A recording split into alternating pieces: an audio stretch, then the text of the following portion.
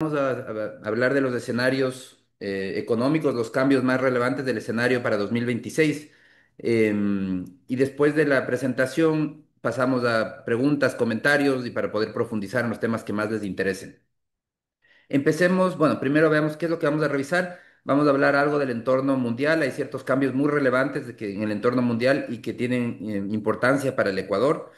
Vamos a hablar también de la situación del comercio exterior, el entorno monetario y financiero, qué es lo que está pasando en este momento y qué podemos prever, la situación de las finanzas públicas, las previsiones de crecimiento económico para el próximo año y las conclusiones del escenario. Empecemos por el lado del entorno mundial. El punto de partida para el entorno mundial es este cambio tan importante que se está viendo y tan fuerte que se está viendo desde el anuncio de Donald Trump del Día de la Liberación, cuando el 2 de abril anunció un arancel base de 10% para todas las importaciones y aranceles más elevados para gran parte de los socios. Creó ese 10% como base y un arancel adicional, una sobretasa adicional para una gran parte de socios comerciales. De esa manera, lo que hizo Trump es poner fin a una estrategia de comercio abierto basada en el multilateralismo, que es lo que había impulsado Estados Unidos luego de la Segunda Guerra Mundial. Pasó a una relación internacional entre países basada más bien en la negociación, en los intereses y no en valores o en reglas generales. Entonces es un cambio muy relevante que estamos viviendo a nivel de las relaciones internacionales, que todavía hay muchísima incertidumbre de cómo puede terminar, pero en lo que nos interesa, sobre todo al Ecuador en materia comercial, vemos cómo a través de este esquema de negociación permanente, unas relaciones internacionales basadas en la negociación y en el poder, no tanto en las reglas generales, lo que ha hecho es cambiar muchísimo el entorno del comercio internacional. Día tras día está cambiando, porque Donald Trump está negociando con un país, le está quitando, le está poniendo aranceles, le está modificando el entorno competitivo. Y esto es importante para el Ecuador porque termina también cambiando el entorno competitivo del país. Dentro de todo este entorno ya de por sí lleno de incertidumbre, se suma una incertidumbre adicional, y es que hay un tribunal de apelaciones en Estados Unidos que emitió un fallo el 29 de agosto de 2005, y que está en juego. Todavía no se sabe si es que puede ser que la Corte termine declarando inconstitucionales o ilegales los impuestos, los aranceles que ha impuesto Donald Trump. Entonces, no solamente que hay toda esta modificación permanente de aranceles, sino que también hay un riesgo dentro de la justicia americana que se termine declarando que todos esos aranceles son ilegales. Lo que significaría que Estados Unidos tendría que devolver los aranceles, una parte de esos aranceles cobrados, los que fueron considerados ilegales, si es que es del caso. Esto no significa que se solucionan todos los problemas de materia comercial. Significa que probablemente termine aplicando otros mecanismos que también tiene a su disposición, que no son tan rápidos, no son tan eficientes, pero que sí podría generar recargos al comercio internacional.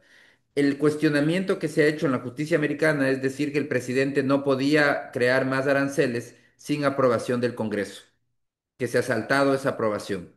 Vamos a ver qué resulta con de esta apelación. En todo caso, también estamos viendo algunos límites a la guerra comercial, y uno de los límites ha sido, porque al final del día esta guerra comercial también está sumada a una guerra geopolítica entre China y Estados Unidos, que siguen pugnando por la dominación a nivel global. Y para Estados Unidos, en esta pugna, se topó con un límite que tal vez no lo había estimado adecuadamente, y es las tierras raras. Esas sustancias que son necesarias para industrias claves como los microprocesadores, la seguridad, etcétera, y que Estados Unidos no produce en cantidad suficiente. Depende de la producción de China. China domina la producción y el procesamiento de minerales críticos, el galio, germanio, antimonio, samario, gadolinio, etcétera, una cantidad de minerales con nombres extraños. Y estos insumos son esenciales para energías verdes, para semiconductores, fibra óptica, equipamiento militar. Entonces, cuando Trump elevó los aranceles a China hasta por encima del 140%, China lo que dijo es, bueno, yo voy a restringir en respuesta, voy a restringir las exportaciones de tierras raras que son claves para Estados Unidos. Y eso le frenó totalmente a Trump. Trump quiere, Estados Unidos quiere reactivar e intenta reactivar su industria de tierras raras, pero eso es un proceso que va a tomar años y requiere de fuertísima inversión estatal. Eh, China tiene una ventaja en esta guerra comercial. Primero, tiene una economía más grande en términos reales. Estados Unidos depende de China para minerales y componentes críticos. Y además, China tiene un mercado interno con el que puede compensar pérdidas. El consumo en el mercado interno todavía chino es pequeño, y todavía tiene un potencial de crecer el consumo en ese mercado de una manera enorme. Entonces, es un cuestionamiento que hace Paul Krugman en un artículo reciente, donde dice que al final del día, con esta guerra comercial, Estados Unidos está destruyendo sus ventajas estructurales y podría perder su liderazgo global. Eh, Pone algunos explicaciones. El hecho es que toda esta guerra comercial ha desacelerado la economía mundial. Tenemos sectores importantes del mundo que crecen más lento. Esta es una actualización reciente del FMI, de las previsiones globales, una actualización de octubre. Y las previsiones de octubre menciona que los riesgos se inclinan a la baja, una incertidumbre prolongada, un mayor proteccionismo y choques a la oferta laboral podrían reducir el crecimiento. Las vulnerabilidades fiscales, posibles correcciones en los mercados financieros y la erosión institucional podrían amenazar la estabilidad. Entonces, es un entorno con desafíos importantes, con desafíos incluso por el lado financiero a nivel internacional, los choques por el lado de toda la guerra comercial, etcétera. Entonces, Estados Unidos se prevé que continúe debilitada su economía. En 2024 creció 2,8%. Para este año se estima un crecimiento de 2% y para el 2026 de 2,1%. Entonces, una desaceleración en la economía americana y una desaceleración también en la economía china. La economía china el año pasado creció 5%. Este año se espera que crezca apenas 4,8% y el próximo 4,2%. Entonces tenemos dos bloques muy importantes económicos, los más importantes, con economías en desaceleración. Esta desaceleración también se prevé para 2026, ligera desaceleración para América Latina. Y claro, una economía mundial que crece menos rápido demanda menos de materias primas, o la crecimiento es menos fuerte en la demanda de materias primas. Y eso es lo que está sucediendo también con el petróleo, que además tenemos una oferta importante de petróleo a nivel global. Arabia Saudita cambió su estrategia y ahora está impulsando fuertemente la producción porque quiere mantener participación de mercado y quiere bloquear a los productores de petróleo de esquisto, que tienen costos de producción más altos. Entonces, lo que estamos viendo es una caída permanente del precio del petróleo desde el máximo que se alcanzó en 2022, cuando Rusia invadió Ucrania y provocó una disrupción en las cadenas petroleras. Desde entonces, el petróleo ha venido bajando de precio de manera persistente. La previsión del Fondo Monetario Internacional, actualizada a octubre, es que en este año el petróleo promedie casi un 8% por debajo de lo que fue el año pasado, y que para el próximo año, para 2026, caiga nuevamente alrededor de 4% más. Esto significa para el Ecuador menores ingresos por exportaciones petroleras y también menores ingresos fiscales. Por otro lado, estamos en un entorno donde el dólar cada vez es más débil. Ustedes pueden ver los datos durante 2025 y vemos cómo se necesitan cada vez más yuanes o más euros para comprar un dólar. Perdón, más dólares para comprar un yuan o para comprar un euro.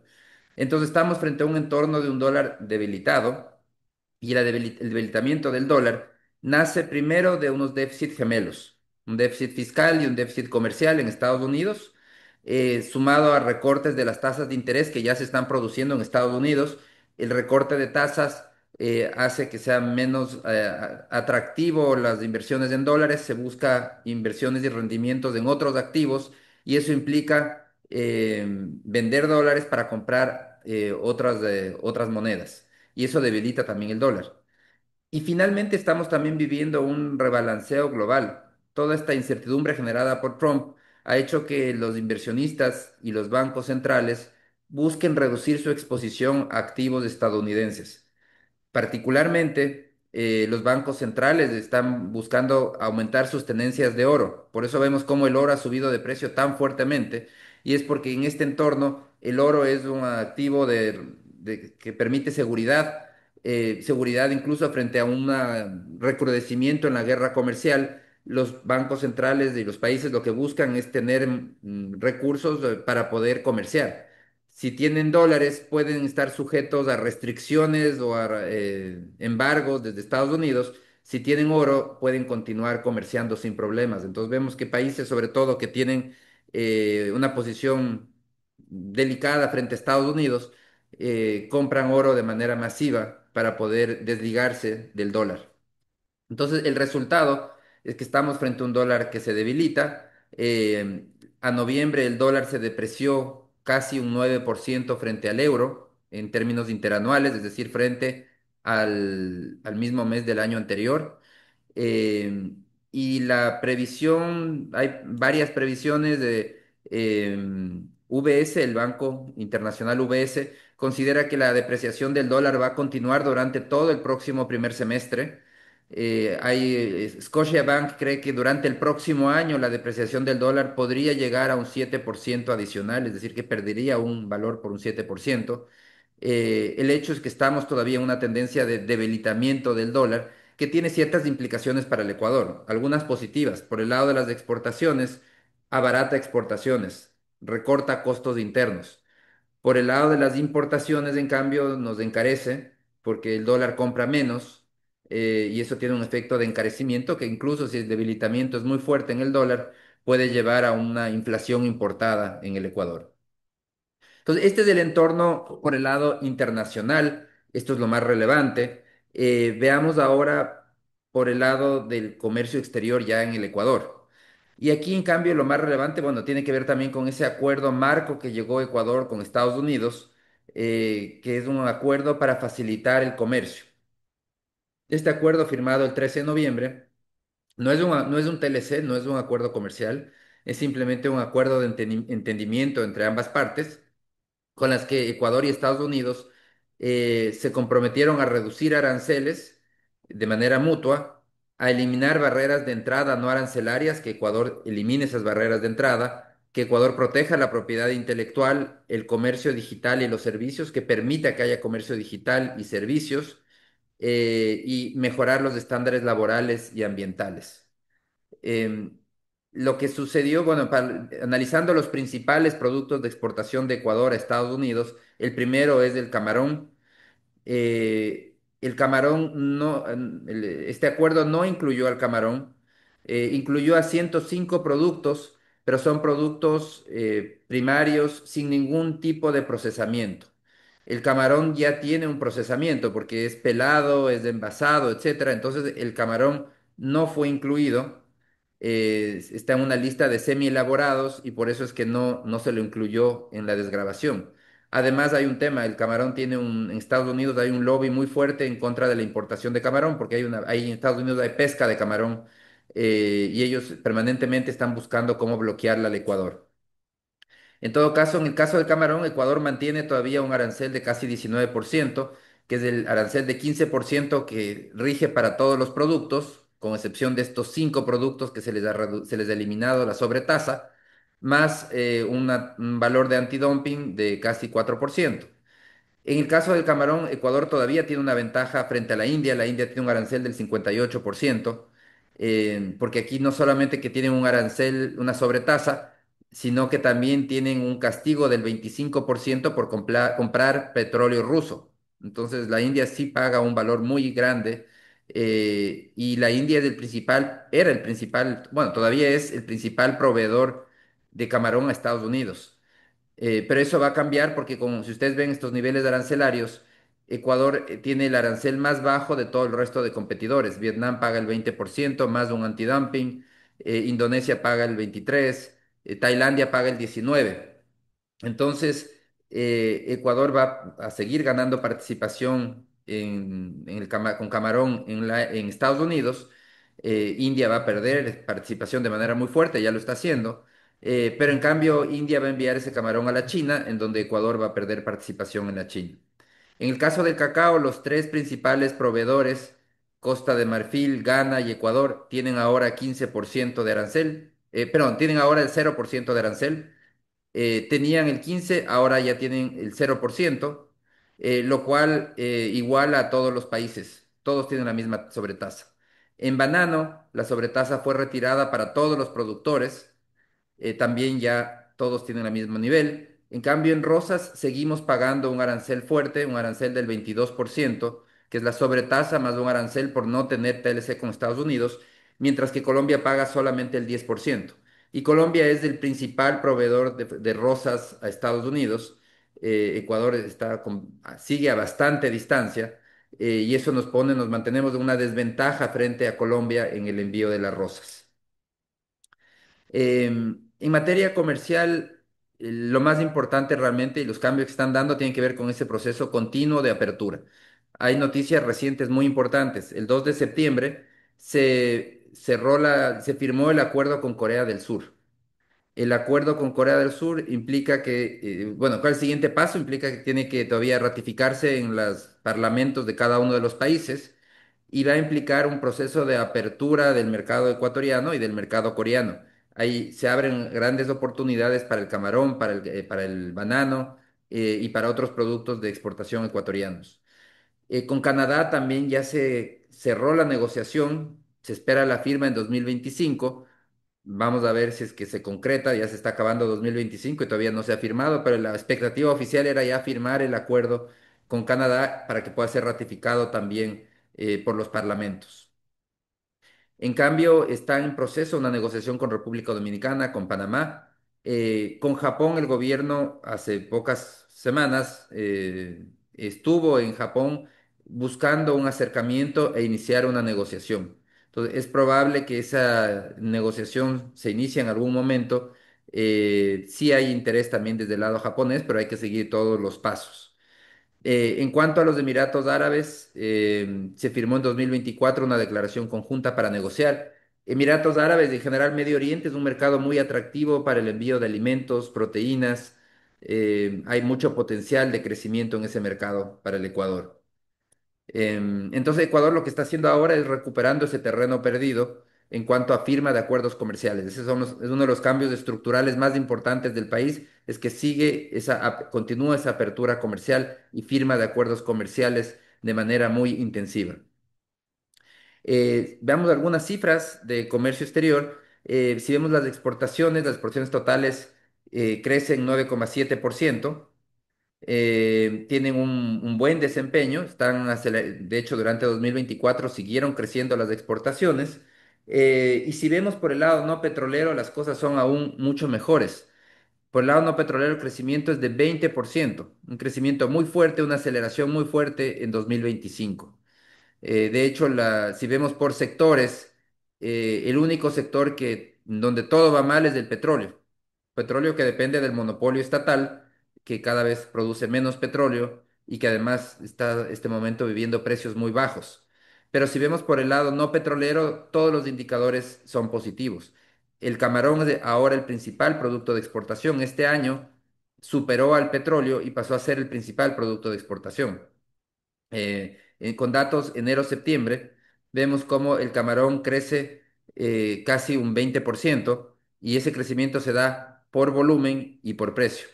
El cacao tiene un crecimiento extraordinario, crece 51% y un crecimiento muy fuerte se da por volumen, 31%, y por precio también un crecimiento del 15%.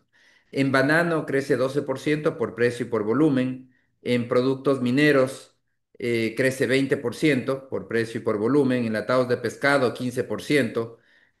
Flores es el que peor desempeño tiene. Igual es positivo y está creciendo, pero crece solo 3,5%, cuando todo el resto de productos vemos que son crecimientos realmente fuertes. Solamente les decía, en el petróleo hay caída del 20% por volumen y por precio. Eh, la insuficiente inversión hace que cada vez la producción siga cayendo, además de la obligación de cerrar el cuarto bloque petrolero, el ITT, tiene un costo también económico muy grande y que sigue reduciéndole la producción petrolera del Ecuador. Si vemos por el lado de las importaciones, en cambio, vemos cómo las importaciones siguen acelerándose. Con datos a septiembre, las exportaciones crecieron 8,3%, están en terreno positivo desde este año. Las importaciones son ese termómetro de la salud de la economía. El año pasado estuvieron contrayéndose, en este año siguen acelerándose, siguen creciendo y en este momento el crecimiento es generalizado. Crecen los bienes de consumo, importaciones de bienes de consumo, lo que significa que hay más capacidad de consumo de los hogares, está creciendo las importaciones de insumos, que significa a su vez que hay más producción, y está creciendo las importaciones de bienes de capital, maquinarias, equipos, que significa que hay más inversión. Y como resultado, tenemos un superávit comercial que en este momento, el superávit comercial poco a poco comienza a reducirse. En 2024 el superávit comercial fue muy grande, fue enorme, fue un superávit récord y ese superávit récord fue el resultado de una noticia agridulce. La parte dulce era que las exportaciones crecían fuertemente, pero la parte agria de esa noticia era que las importaciones se contraían y se contraían porque la economía interna estaba debilitada. En cambio, en este momento estamos yendo hacia una situación más saludable en donde tanto exportaciones como importaciones están creciendo, pero el resultado es un superávit comercial más pequeño. Entonces, un superávit comercial más pequeño, pero que nace de una situación más saludable porque hay más exportaciones y más importaciones.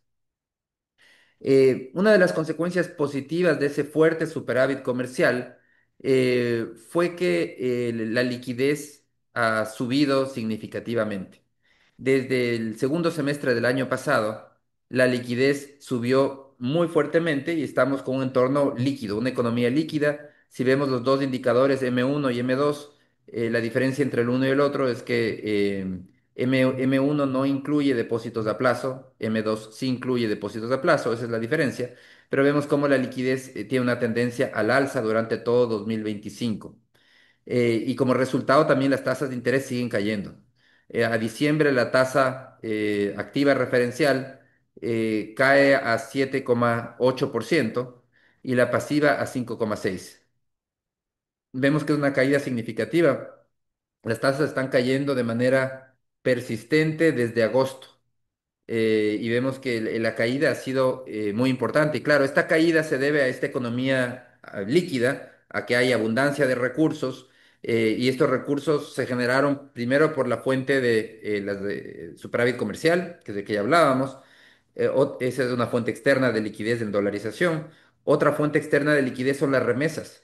Las remesas han subido, el dato más reciente que hay es el del segundo trimestre del año pasado y tienen un crecimiento de 24%. Se están acelerando, podrían cerrar, si siguen a este ritmo, podrían cerrar el próximo año con alrededor de sobre 7.000 millones de dólares en remesas. Entonces, un monto muy importante de remesas que sigue creciendo. Y también hay un tercer factor de financiamiento externo neto, que es eh, el financiamiento externo neto del fisco. Es el dinero que está recibiendo el fisco del FMI, de los multilaterales, todo el dinero que recibe del exterior supera lo que hay que pagar al exterior.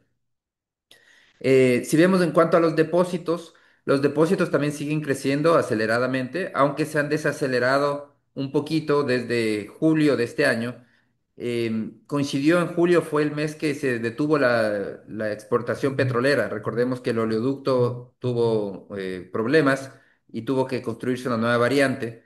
Y esto implicó una desaceleración también en la liquidez, en crecimiento de la liquidez y en los depósitos. Siguen creciendo de manera saludable, un crecimiento del 15% con datos de octubre, no tan rápido como vinieron creciendo hasta julio, pero siguen creciendo.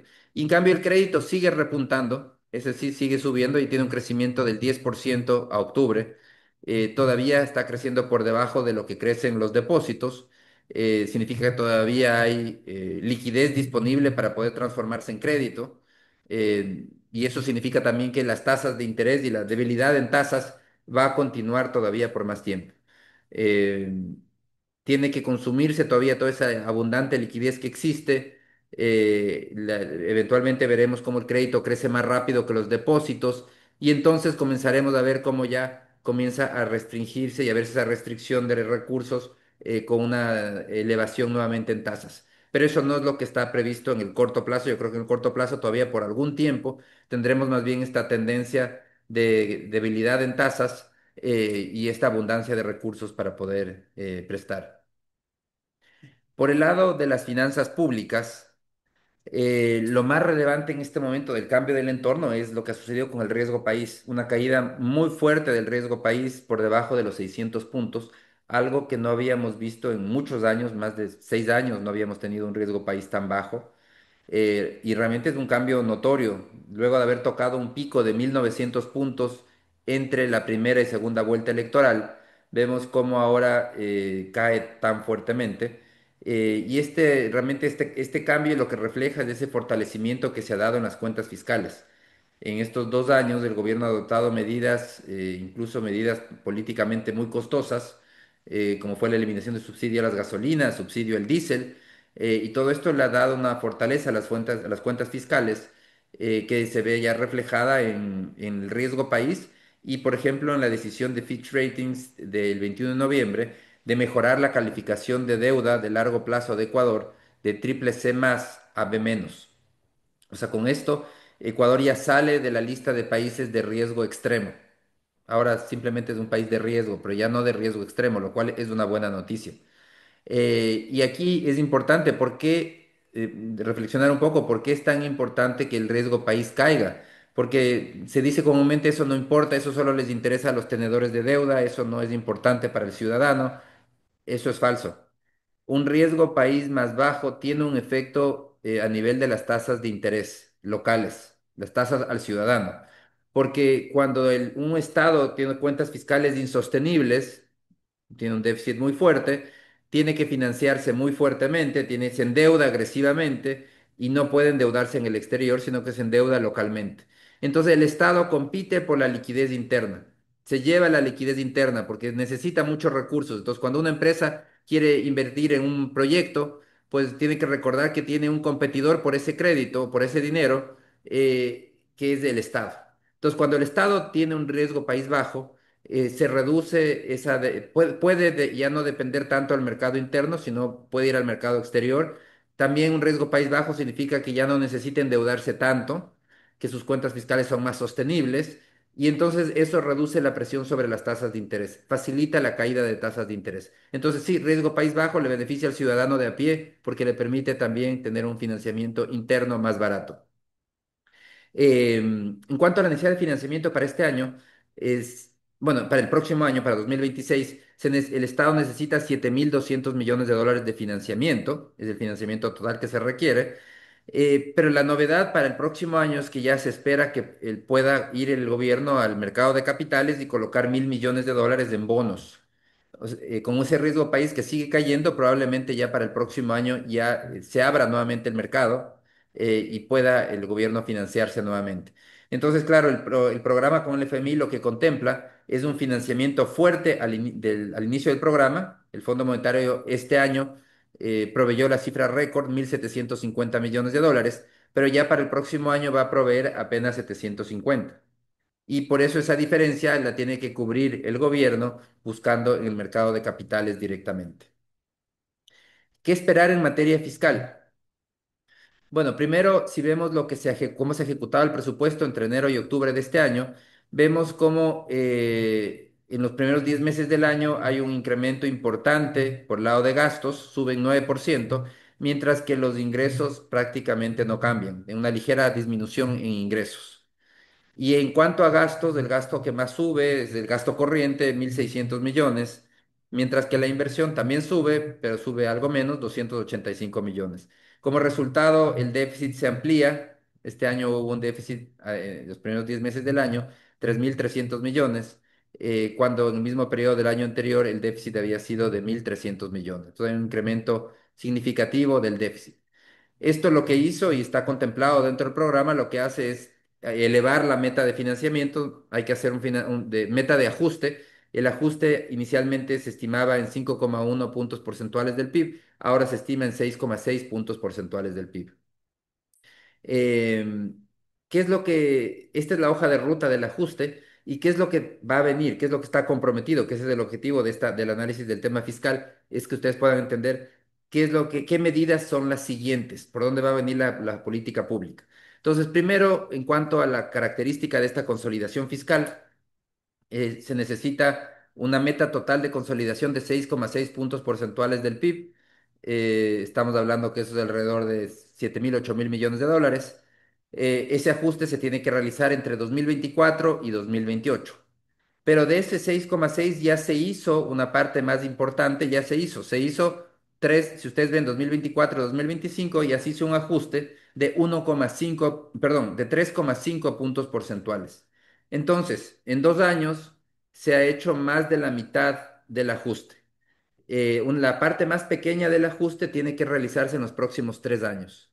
En otras palabras, podemos decir claramente que lo más fuerte del ajuste ya pasó. Ahora lo que viene es menor, son ajustes mucho más pequeños.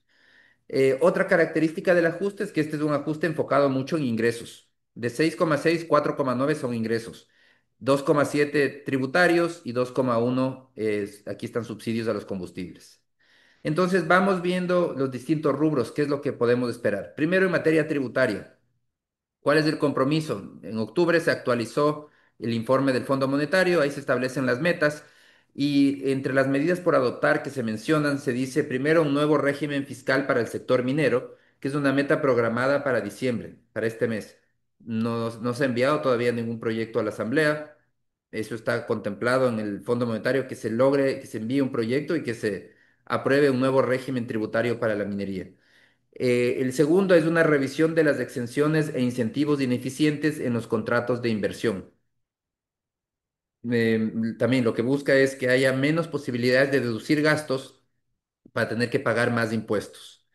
Hay un tema administrativo, fortalecer la administración tributaria mediante el modelo TADAT, y un tema de revisar el marco de tributación de dividendos y utilidades no distribuidas. Este cambio reciente que se hizo, el acuerdo con el fondo solamente dice revisar, no dice específicamente qué significa revisar o qué cambio se quiere hacer, pero se menciona que se quiere que haya una revisión a ese marco de tributación de dividendos y utilidades no distribuidas, que realmente es un impuesto bastante extraño porque es un impuesto sobre las utilidades que ya pagaron impuesto a la renta. Entonces es un impuesto, sobre una renta que ya pagó. En todo caso, eso también se contempla en el programa. Si vemos cuánto deben rendir todas estas medidas, podemos observar cómo entre 2024 y 2025 ya se hizo un ajuste por 1,9 puntos porcentuales del PIB y que lo pendiente para hacer en los siguientes 3 años equivale a 0,8 de punto porcentual del PIB. Entonces ya lo menor es lo que está por hacer, 0,8%, mientras que el grueso, 1,9, ya se hizo. Y claro, dentro de ese 1,9, una de las medidas más fuertes de materia tributaria fue el incremento del IVA en 2024. Por el lado de los subsidios. Por el lado de los subsidios, ya la proforma de 2026 contempla un presupuesto de subsidios de casi 7.000 millones de dólares, 6.900 millones. Estos son 1.000 millones menos que el año anterior.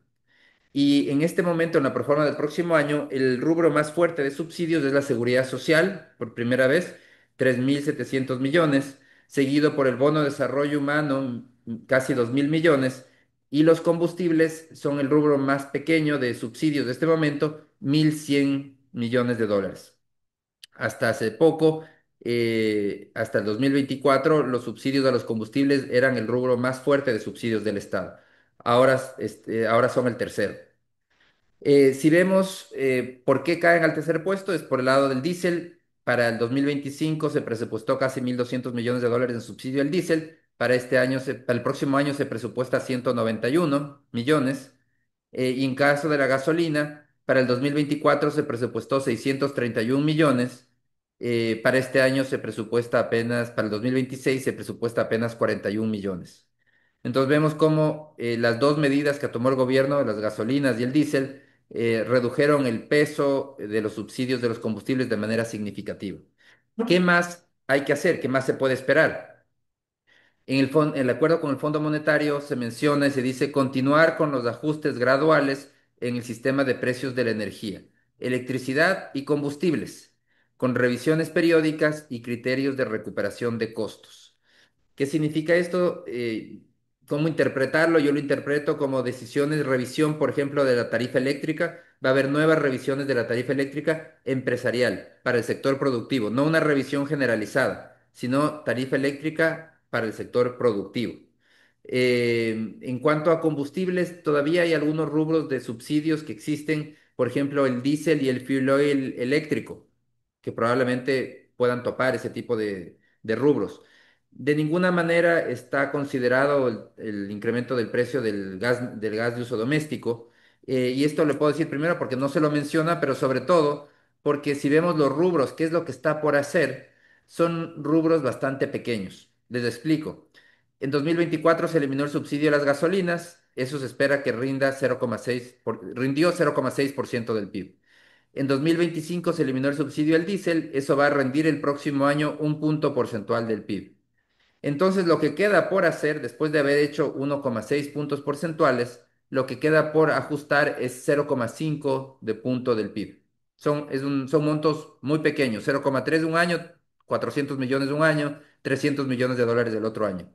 Entonces, esos ajustes muy probablemente vengan más bien por temas mucho más focalizados en ciertos rubros específicos que no impliquen un impacto masivo en la población, porque además son rubros pequeños del ajuste.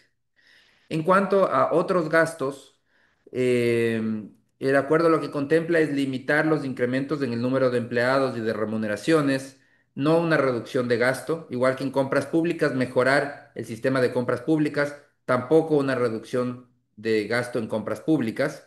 Lo que se busca, y claro, ¿cómo se logra un ahorro si es que no hay una caída en el gasto?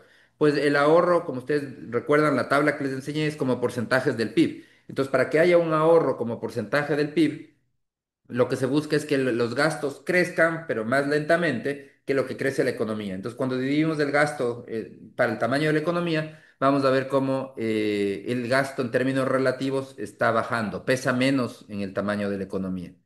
Entonces, lo que se busca es eficiencia en compras públicas, catalogar procesos y precios, compra estandarizada y en volumen de medicinas, insumos médicos y otros bienes, modernización del sistema oficial de contratación pública, etcétera. Entonces, es más bien darle más eficiencia por el lado de la compra pública.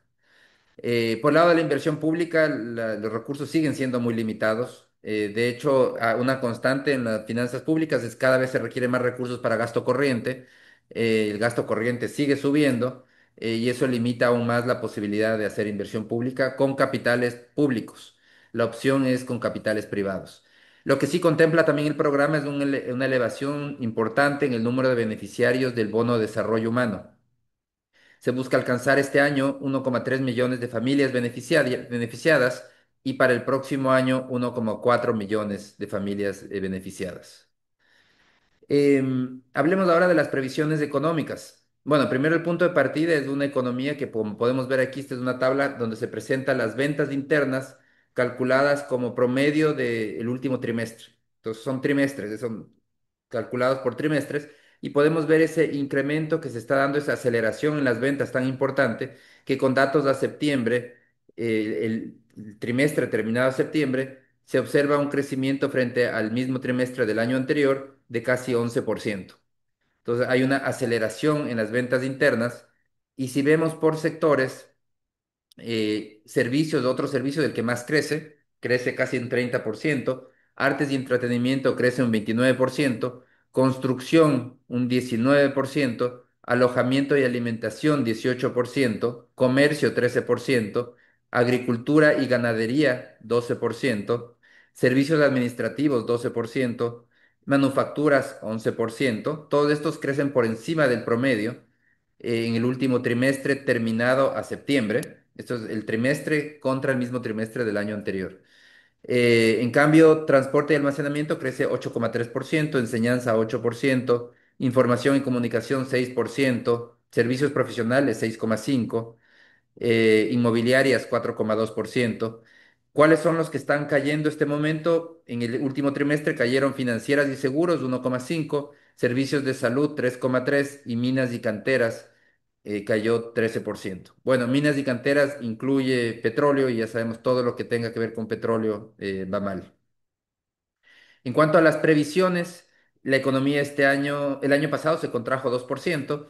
Este año el Banco Central todavía mantiene una previsión de 3,8%.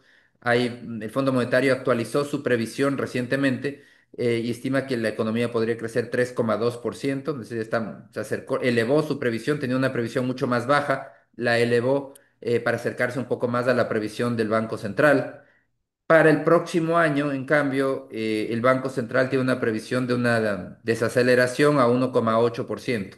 Si luego de crecer fuertemente 3,8 este año, dice el próximo año podría ser 1,8.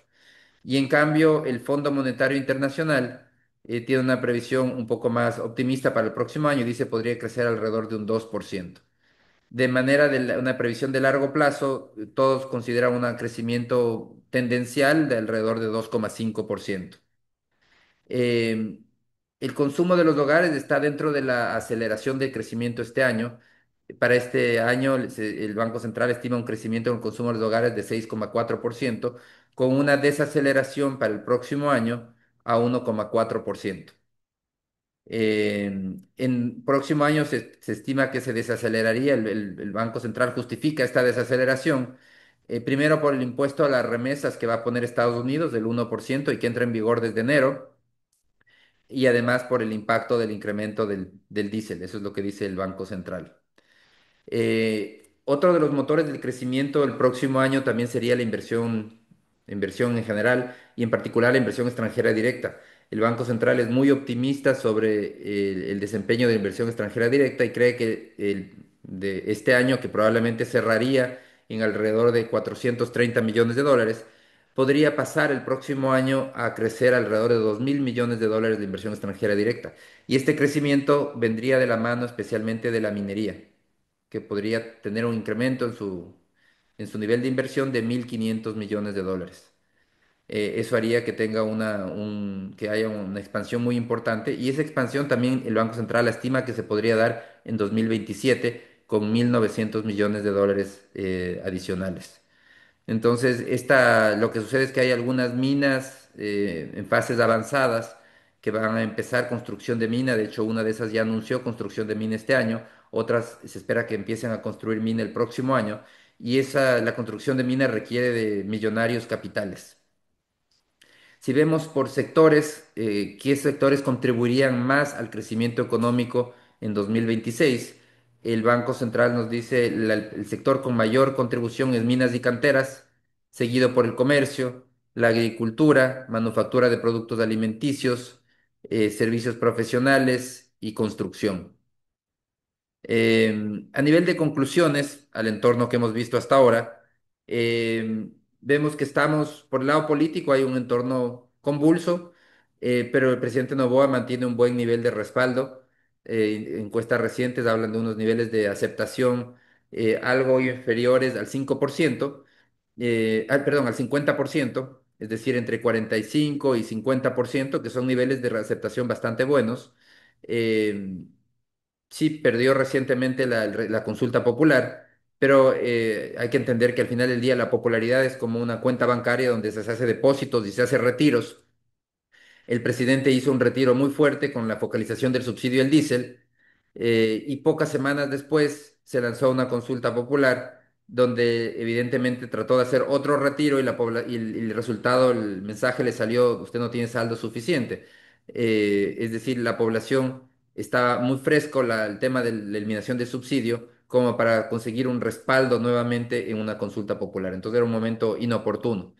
Eh, por otro lado, en cuanto a temas económicos, vemos como la economía está repuntando, hay abundante liquidez, depósitos, las ventas suben, la inflación es baja, la previsión de crecimiento es positiva en el corto plazo. Entonces, por el lado económico hay buenas noticias, el desafío es sostener ese crecimiento económico. En materia comercial también sigue abriéndose mercados, eso es muy importante para el Ecuador, para encontrar nuevas oportunidades de exportación. La inseguridad y el narcotráfico son prioridades del gobierno y siguen siendo desafíos pendientes. Los desafíos fiscales siguen impulsando un ajuste permanente. Como vimos, todavía a pesar de que lo más fuerte del ajuste ya se hizo, todavía hay medidas adicionales que se deben adoptar, ya menores, no tan fuertes, pero se tendrán que adoptar en los siguientes 3 años. Por el lado energético, seguimos con un déficit energético severo, la producción petrolera cae y hay una insuficiente generación eléctrica. Este año San Pedro ha trabajado con nosotros, ha llovido bastante, no ha habido problemas de apagones. Esto no significa vamos, que podamos tranquilamente descartar apagones en el futuro. Hay la posibilidad de apagones en el futuro. El tema energético no ha sido solucionado y requiere todavía de reformas mucho más grandes para facilitar la inversión privada, para que pueda haber autogeneración, y de esa manera se puede elevar la oferta energética de manera significativa. Y por otro lado, todo este entorno fiscal, de estrechez fiscal, lleva a que haya siempre oportunidades para inversión al capital privado en sectores que antes estaban reservados al Estado, energía y petróleo.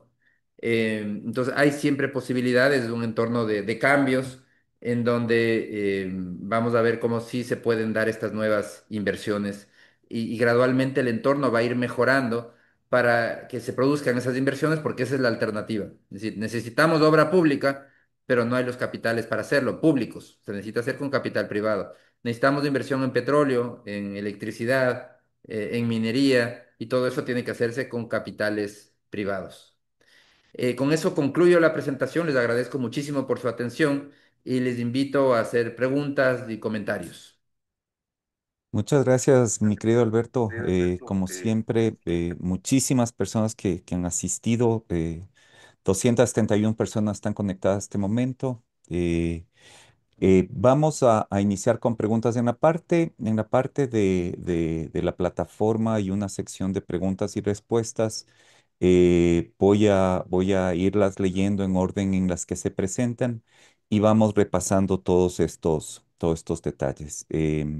La presentación y el video compartiremos con los asistentes. En un momento les comparto la presentación para que la puedan acceder a la misma de forma inmediata.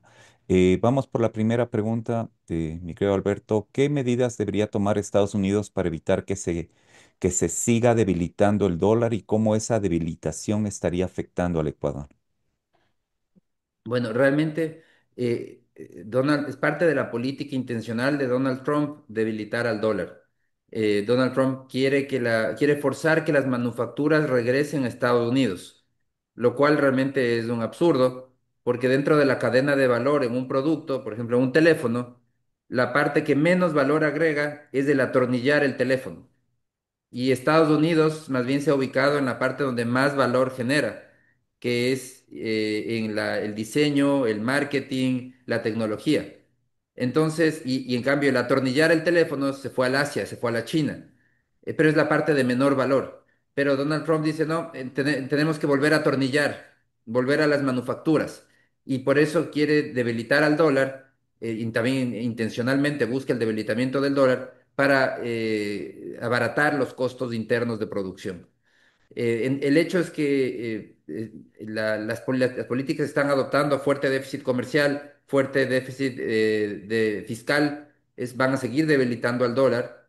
La política de Trump no ha buscado eliminar el déficit, aunque se habló en su momento de una reducción de gasto, etcétera, pero ese programa incluyó también incremento de gasto muy fuerte. Entonces no ha habido una mejora significativa por el lado del déficit. Entonces yo creo que más bien la tendencia en el corto plazo va a seguir siendo ese dólar débil. Y para el Ecuador, como decía, hay un lado positivo. Todos los sectores exportadores del Ecuador se abaratan. En cambio, todo lo que compramos en el exterior se nos encarece. Sí, gracias, Alberto. Hay un tema de nearshoring que es importaciones en Estados Unidos de países cercanos. Están explorando hacer justamente lo que Alberto menciona, esa transición de productos importados del Asia hacia mercados, digamos, más alineados con la política de Trump también, totalmente alineado. Vamos con una pregunta de Santiago Córdoba. ¿Cómo influye el entorno crítico de inseguridad, bandas criminales y carteles narco en el riesgo país?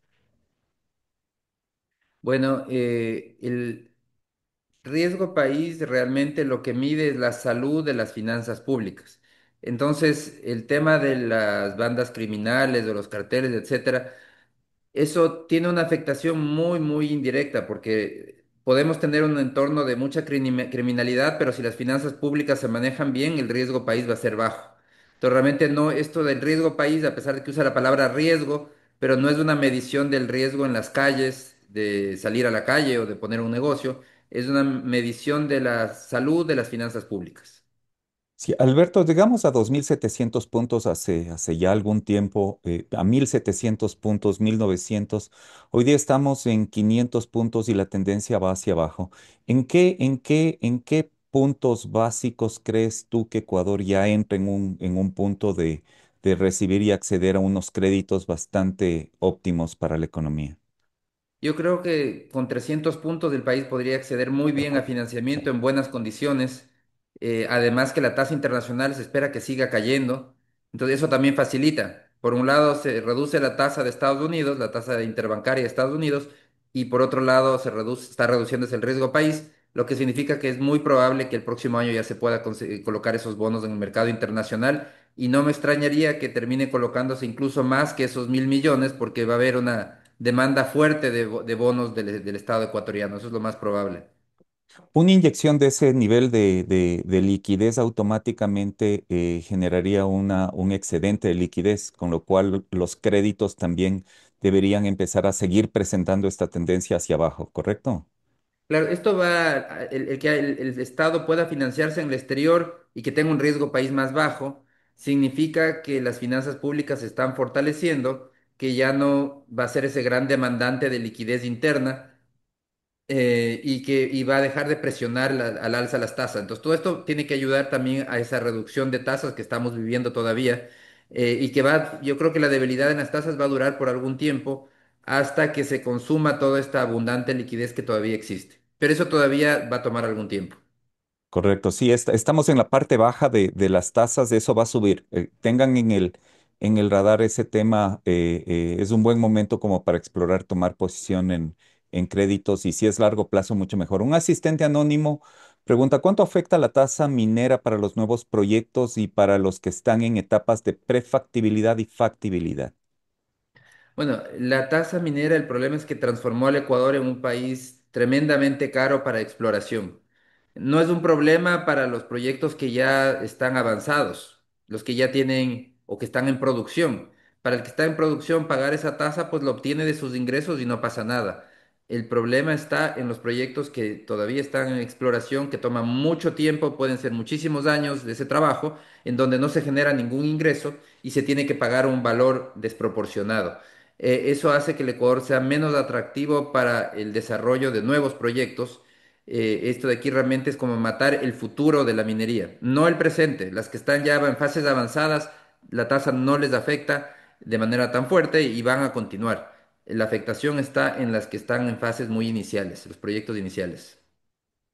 Alberto, me voy a saltar un poquito porque estamos avanzando con el tiempo. Hay una pregunta de Henry Yandún y agradezco a Henry el que nos esté acompañando, gran líder del sector de la construcción con sus empresas y apoyando a todos los constructores que están en el país. Él menciona, dentro de los aspectos de incremento de liquidez, tales como remesas, mayores exportaciones, etcétera, ¿cuán importante es el dinero originado por el narcotráfico? Bueno, existe en el Ecuador, por supuesto, dinero originado por el narcotráfico, pero las fuentes, el crecimiento de la liquidez que estamos viendo ahora tiene fuentes totalmente legales y que están, además las vemos en las estadísticas. Cuando vemos superávit comercial tan grande o las remesas tan grandes y esos incrementos tan fuertes, pues esas son fuentes muy bien explicables. Entonces, definitivamente hay también fuentes económicas legales importantes en todo este aumento de la liquidez. Y que además considero que son las más importantes, mucho más importante que cualquier aporte que pueda venir por el lado ilegal. Sí, y solo para terminar con Henry también tiene una pregunta. ¿Por qué no hubo la inversión minera esperada en el 2025 y por qué debemos pensar que sí lo habrá en el 26? Gracias, Henry. A ver, la previsión del Banco Central es para un incremento en la inversión minera el 26 y el 27. La inversión minera realmente depende de los permisos que dé el Estado. Si el Estado autoriza la construcción de la mina, si hay una permiso ambiental y etcétera, se puede dar la inversión. Por ejemplo, hay algo que no va a suceder, en la Loma Larga se le acaba de quitar, en Cuenca se le acaba de quitar el permiso ambiental. Esa mina iba también a proceder en la construcción de minas, a hacer esas inversiones, y a esa inversión no se va a dar porque se le quitó el permiso ambiental. Entonces, realmente que se dé esa inversión depende de que le permitamos que se dé. Si el Ecuador permite, da los permisos, pues esas inversiones continúan de acuerdo a los cronogramas. Si es que no se dan los permisos, pues se demoran. Correcto, gracias, mi querido Alberto. Giovanni nos pregunta, ¿cuál sería el nuevo régimen fiscal para el sector minero? Bueno, ¿cómo traducir eso? Significa que se quiere elevar las recaudaciones a la minería. Entonces, probablemente lo que se busque es reformar totalmente qué se recauda en la minería. Probablemente incluso se aproveche para reformar la tasa minera y se cree todo un esquema mucho más coherente, que al final del día lo que busca es recaudar más, cobrarle más impuestos a la minería. ¿Qué específicamente o cómo va a venir ese nuevo régimen? No lo ha dicho el gobierno, no se ha socializado nada. Es algo que simplemente existe esta meta para este año, para diciembre de este año. Sí, aquí quiero hacer una referencia, por ejemplo, en el sector minero. Hace más o menos 15 días, casi 3 semanas, estuvimos con Alberto invitados en la Cámara de Industriales de Pichincha para compartir puntos de vista sobre cómo el sector de energía debería apoyar la construcción de una economía mucho más resiliente para todas las empresas que necesitan generación eléctrica y que hoy día dependen de una tasa que es mucho más elevada para las personas que están involucradas en eso. Para este tipo de sectores es importante que tengan un enfoque de lobby con personas de gran conocimiento con Alberto, como para traducir lo que está pasando hacia el gobierno y que el gobierno vaya entendiendo cómo se solucionan estos temas desde una óptica mucho más inclusiva a nivel nacional. Gracias, Giovanni, por esa pregunta. Otro asistente en el tema de salud, ¿qué medidas se espera que el gobierno tome para superar los problemas que vienen arrastrando desde hace algunos años? Bueno, en tema de salud están buscando, y está también parte de los compromisos con el Fondo Monetario, Presupuesto. es una estandarización de las compras, utilizar catálogos para la compra de medicamentos, es decir, mejorar todo el sistema de compra de medicamentos. Eso está contemplado dentro del acuerdo. Por otro lado, también hay obligaciones en cuanto a las auditorías. Es una obligación dentro del Fondo Monetario, es iniciar el proceso de contratación de una auditora para revisar todos los gastos realizados por los prestadores externos de salud. Entonces, eso también es parte del acuerdo. El problema es que todos estos temas son muy largos, toman mucho tiempo y no se solucionan pronto. Pero el seguir reduciendo las deudas con los prestadores externos de salud es parte también de las preocupaciones con el Fondo Monetario y es parte de las metas que están contempladas. Gracias, Alberto. Catherine nos indica qué proyectos están en línea en la minería para ver un crecimiento tan importante, para que se proyecte para el 2026 un crecimiento del sector minero al triple de lo que estuvo este año. Deben tener ya aterrizado de dónde van a provenir esos recursos. Sí, no, definitivamente son tres minas importantes que ya están en fases avanzadas y que se espera son tres particularmente. La una es Cascabel, la otra es Cangrejos y la otra es Guarinza. Son las tres minas que se espera que ya empiecen la inversión pronto. Son minas a gran escala y que se espera que empiecen ya la inversión pronto para la construcción. Gracias, Alberto. Patricio nos pregunta felicidades y gracias por su excelente presentación. Más allá de las previsiones generales del PIB, ¿qué segmento específico de la construcción liderará el crecimiento en 2026? ¿Cuál es el porcentaje de crecimiento para el sector de construcción en el 2026? A ver, la construcción Estaba es un sector que está teniendo un repunte reciente y para el 2026 voy a buscar este momento el 18.6, viene dato. el 18.6 estaba en el cuadro, Alberto. 18.6 el crecimiento interanual que viene en el último trimestre. O sea, viene con El mucha histórico, fuerza. digamos. Claro. Claro, el crecimiento del último trimestre es muy fuerte, un repunte importante en la construcción, pero le quiero revisar también la previsión. eh, contra Este momento le busco el dato para poder ver el valor de la previsión específicamente.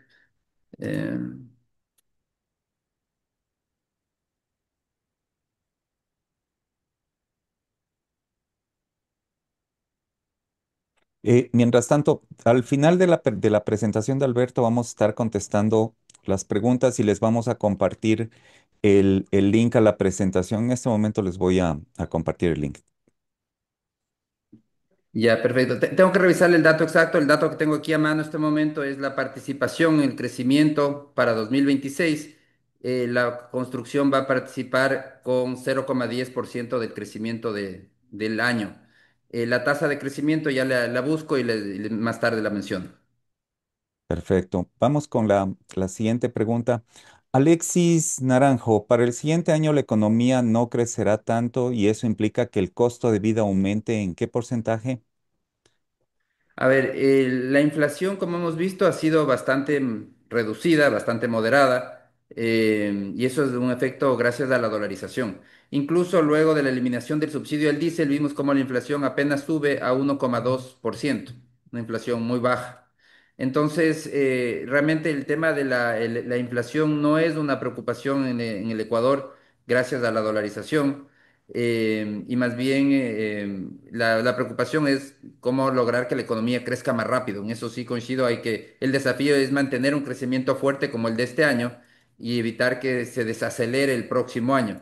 Y para eso se requieren reformas de fondo, reformas estructurales para mejorar el entorno para la inversión, liberar las opciones de inversión, permitir inversión en todos los sectores, empezando por los sectores estratégicos, permitir inversión en petróleo, en electricidad, en minería, inversión pública, privada, mixta, nacional, extranjera. Ese es el desafío para poder crecer más rápido.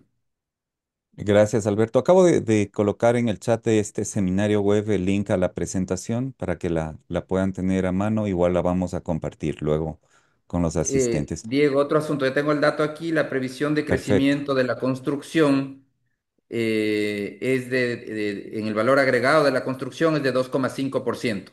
Hay que recordar, estos son valores en dólares constantes, es decir, no incluyen efecto de inflación y se considera que ese crecimiento va a ser 2,5 en este año y 2,5 el próximo año. Esos son los estimados del Banco Central.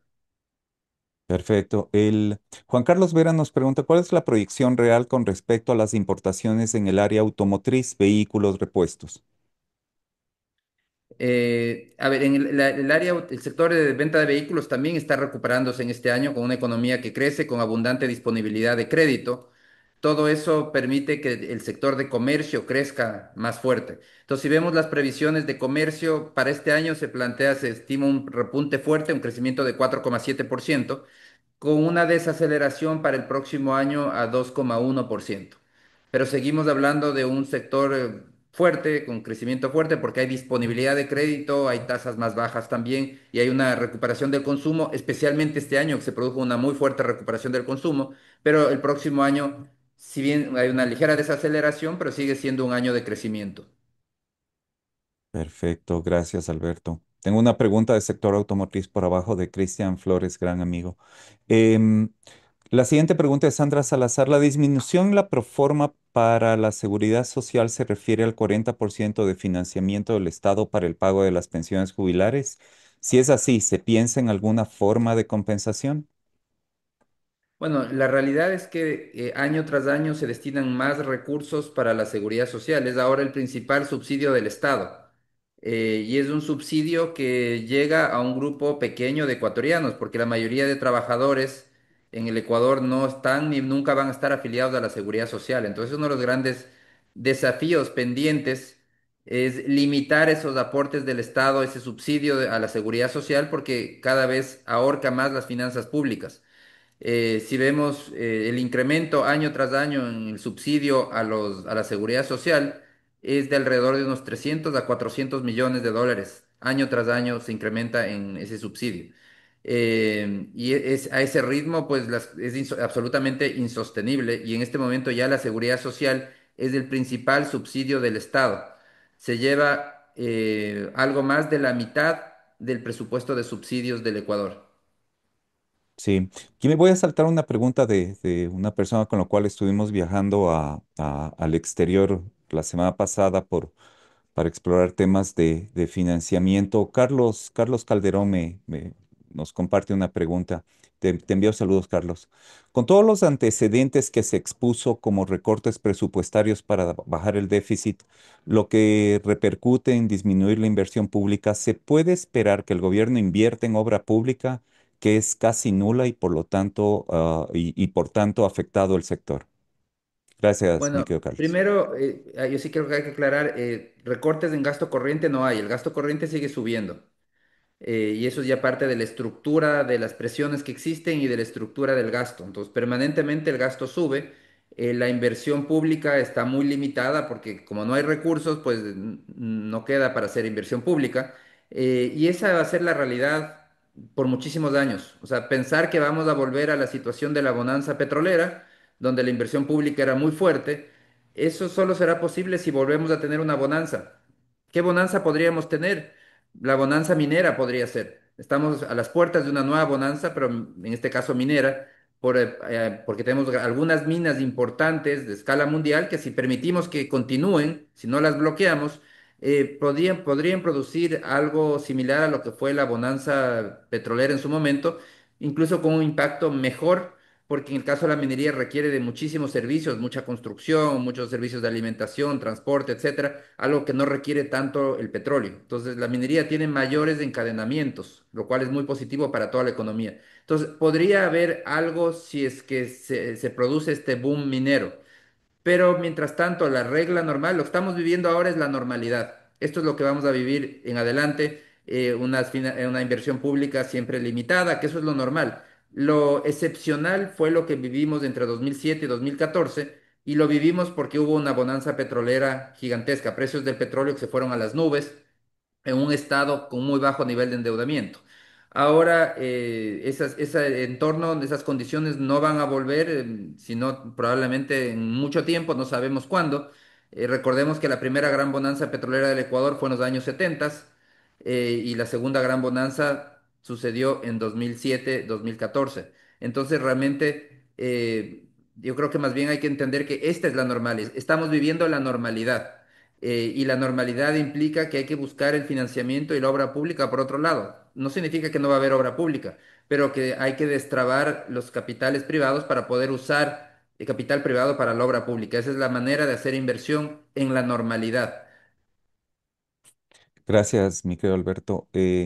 Voy a leer la siguiente pregunta y me voy a ir saltando porque hay preguntas como que se repiten del mismo tema. Sandra nos indica, la disminución en la proforma para seguridad social se refiere al 40% de financiamiento del Estado para el pago de las pensiones jubilares. Si es así, ¿se piensa en alguna forma de Esa pregunta compensación? ya leímos. Perdón, sí, sí, tienes razón. Estaba leyendo preguntas por abajo. Esta es Wendy Rodríguez. ¿Qué proyección de crecimiento en 2026 en Ecuador en captaciones y cartera de crédito?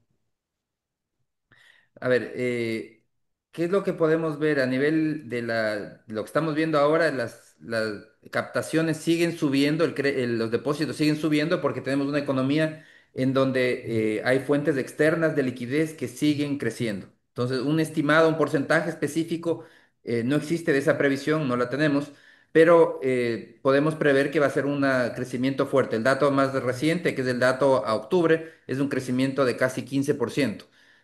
Probablemente el próximo año podemos hablar de crecimiento de alrededor de un 10%, sería un crecimiento interesante. Y en cuanto al crédito, también se puede prever que siga creciendo, que siga acelerándose. Entonces tendremos un entorno donde siguen subiendo tanto depósitos como el crédito. Sí. Mira, aquí hay una pregunta parecida, Alberto. Milton Toaquiza nos indica, dada la actual situación de exceso de liquidez en el sistema financiero y considerando que el panorama de tasas para 2026 podría ser similar al de 2025 con una tendencia a la baja, ¿hasta qué nivel mínimo, expresado en números porcentuales, podría reducirse las tasas de interés en 2026? O sea, yo creo que lo que estamos hablando es de una debilidad de la tasa, reducciones fuertes, digamos que va a caer mucho en número. Yo creo que llega a un límite, podríamos llegar a tasas del 6%, eh, cinco y pico, yo creo que hasta el seis, no, menos de seis, yo creo que no vamos a llegar. Significa que todavía podemos tener una tendencia, sobre todo de tasas debilitadas, tasas más bajas, no caídas fuertes, no caídas bruscas, pero sí un debilitamiento de tasas y previo a un incremento de tasas nuevamente más adelante. ¿Por cuánto tiempo? Eso sí es difícil predecir. Lo que sí podemos saber es que al día de hoy todavía hay las condiciones para que hay esa abundante liquidez y hay una demanda de crédito que está repuntando. Significa que todavía puede haber tasas debilitadas. Pero eso no va a continuar, no les puedo decir eso va a ser todo el próximo año. No, lo que puedo decir es que todavía por algún tiempo vamos a tener este entorno de debilidad de tasas, pero la situación puede cambiar si es que el crédito se acelera mucho, si se consume esos recursos, se transforman en crédito, o si alguna de las fuentes de liquidez externas comienza a debilitarse, pues entonces veremos cómo ya la caída de tasas se irá cada vez ralentizando y eventualmente desaparecerá y empezaremos a ver un incremento de tasas. Entonces, la respuesta es, en el corto plazo, sí tenemos todas las condiciones todavía para una disminución en tasas. ¿Cuánto va a durar ese corto plazo? ¿En qué mes se acaba el corto plazo? Eso no les puedo decir. Hay que estar muy pendiente de los distintos indicadores para ver en qué momento comienza ya a desaparecer esa abundancia de liquidez porque ya se ha transformado en crédito, ya se está utilizando para otorgar crédito. Sí, y solo para contar desde el punto de vista, el sector financiero, la banca, básicamente es el sector que debe liberar esa liquidez y está liberando la liquidez. Puedo hablar del mercado de capitales, que lo que hacemos es estructurar deuda para compañías que levantan recursos directamente desde empresas o financistas que tienen dinero para colocar en bonos. Esos bonos hemos visto cómo siguen bajando. El año anterior estaban a niveles del 10%, compañías de muy buena reputación. Esta semana marcó piso una compañía con colocación de bonos al 4,9% a corto plazo, para que ustedes vean la cantidad de liquidez que existe. Creemos que estas compañías pueden capturar este tipo de oportunidades en el mercado. El mercado de capitales presta esas opciones. Acabamos de salir con tres emisiones en las últimas semanas y las tasas son tasas muy convenientes para estas compañías. Siempre mantengan abiertas todas las opciones, pero la banca, dependiendo las compañías, es como la primera opción. El mercado de capital es un poquito más enfocado en compañías medianas, grandes, que si tienen la gobernanza y la estructura adecuada, pues realmente aprovechan esas tasas adecuadas de costos de capital y conviven. Sector bancario y mercado de capitales conviven juntas a nivel mundial en todo el mundo. Gracias por la pregunta, Milton. Eh, eh, Vamos con la siguiente. No sé si tú, Alberto, también ves alguna pregunta que, que le puedas. Mucho de tasas, se habla mucho de tasas y ven el tema de las tasas, pues Alberto ya lo comentó. Yo hablaba con un fondo de inversión estos días, estuve con fondo de inversión muy grande y ellos ven este descenso en tasas, pero ellos pronostican que va a durar aproximadamente 6 meses. Eso es lo que ellos ven. Em, Mira esta pregunta de Álvaro Bisueta, y ya estamos por terminar, amigos, son las 10:18. ¿Cuán viable es que el ahorro derivado por la eliminación de los subsidios de los combustibles se destine para inversión pública?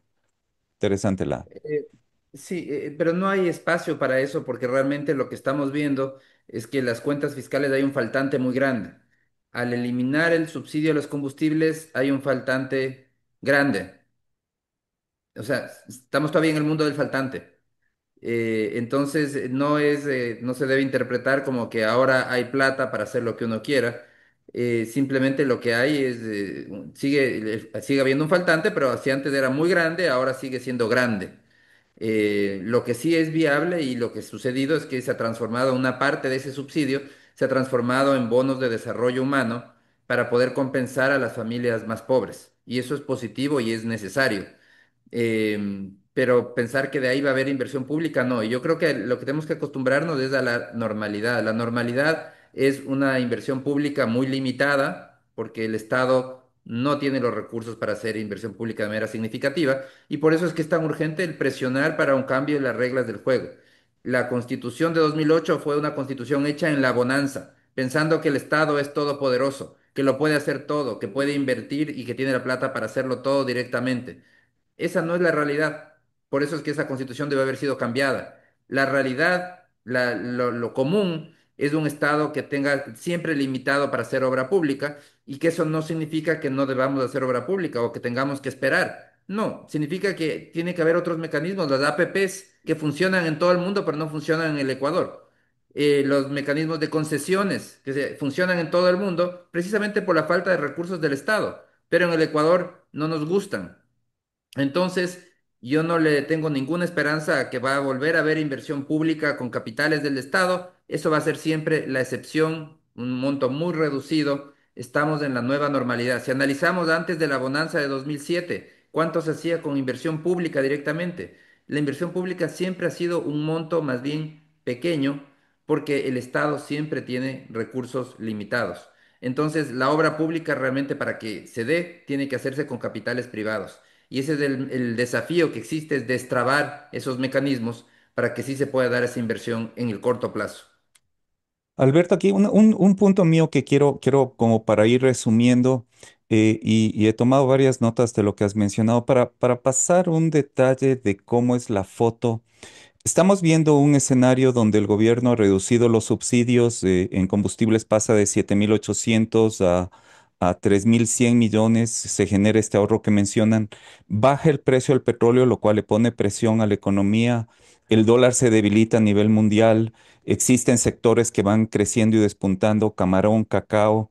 La aceptación del gobierno luego del plebiscito se mantiene en un 50%, que es bastante bueno.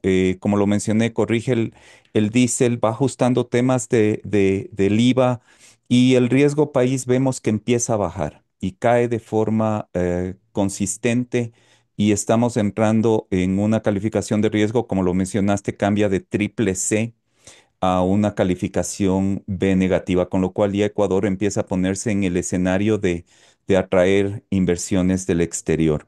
Con todo ese concepto, la inversión que venga a los empresarios, al sector productivo, al consumo, veo yo que es positiva. ¿Tú cómo le ves? ¿Qué debería hacer el gobierno como para mantener? Y a los empresarios que están aquí, ¿qué recomendación les darías en un escenario que ya deben cerrar presupuestos y empezar a planificar 26, 27, 28? Mira, definitivamente el 26 va a ser un año de crecimiento continuado. Probablemente en algunos casos no tan fuerte como el rebote del 2025, pero va a ser de crecimiento continuado. Hay sectores enfocados en el exterior que tienen grandes posibilidades de seguir creciendo, muy buenas perspectivas. En cambio, para el mercado interno, sí se va a sentir, digamos, este año fue un año de rebote del consumo de los hogares muy fuerte. Para el próximo año, el consumo de los hogares va a seguir creciendo, pero ya no tan rápido como creció este año, pero sigue siendo un año de expansión. Entonces es un año con oportunidades. El desafío para el gobierno es eliminar esas barreras a la inversión para que el crecimiento pueda ser más rápido. Por ejemplo, para el tema de obra pública, facilitar a que sí se produzca la obra pública de manera inmediata, pero a través de mecanismos que permitan direccionar capitales privados para esa obra pública. Porque el gobierno tiene que buscar destrabar esas inversiones, porque se necesita obra pública de manera urgente, pero nuevamente con mecanismos que se puedan aplicar porque el Estado no tiene los recursos para hacerlo. Entonces, 2026, perdón, es un año de expansión continuada, donde vamos a ver que hay algunos factores positivos de esta abundancia de liquidez, tasas bajas, oportunidades en la exportación, apertura de nuevos mercados, se va a concretar la firma de nuevos acuerdos comerciales que va a implicar una desgravación gradual ya en varios mercados. Entonces, hay definitivamente algunas oportunidades. Sí, y algo que vi que las remesas también están creciendo fuerte y consistentemente, ¿no, Alberto? Ah, Exactamente. Hay un crecimiento del el segundo trimestre del año pasado, de este año, perdón, crecieron 24%, una aceleración importante. Pronto van a superar los 7.000 millones de dólares anuales. Sí, y ese es, para las personas que van armando el rompecabezas, vayan mirando esos segmentos, esos excedentes de liquidez donde se pueden ir canalizando y definitivamente hay unas grandes oportunidades para empresarios en el futuro. Pero asesórense bien, síganlo Alberto, suscríbanse a Análisis Semanal. No recibo ni un dólar de análisis semanal, pero me encanta compartir con todas las Mm. personas que están en el ecosistema que apoyamos, pues que tengan los mejores asesores para ayudarlos. Tuvimos temas tributarios hace unos días y vamos a seguir teniendo más presentaciones a futuro. Mi querido Alberto, 10:25, te robamos un montón de tiempo, te agradezco muchísimo. Te paso la palabra para ir concluyendo la sesión. Te agradezco muchísimo por el tiempo. Bueno, les agradezco muchísimo por la invitación. Espero que todo este análisis les haya servido para que tomen las mejores decisiones, para que vean por dónde van las oportunidades, que existen muchas oportunidades y hay que saber tener la sensibilidad de encontrarlas y al mismo tiempo tener la sensibilidad de identificar los riesgos que también en todo entorno siempre existen. Les deseo el mejor de los resultados, unas excelentes Navidades y un excelente 2026. Fuerte abrazo, mi querido Alberto. Gracias a todos y nuevamente a Constructores Positivos y a todos los grandes empresarios que están dentro de todas estas industrias que nos acompañaron. Muchísimas gracias y les pasaremos la grabación y la presentación de Alberto a todos los que asistieron. Muchas gracias, mi querido Alberto. Cuídate. Fuerte Gracias, abrazo. chao. Chao.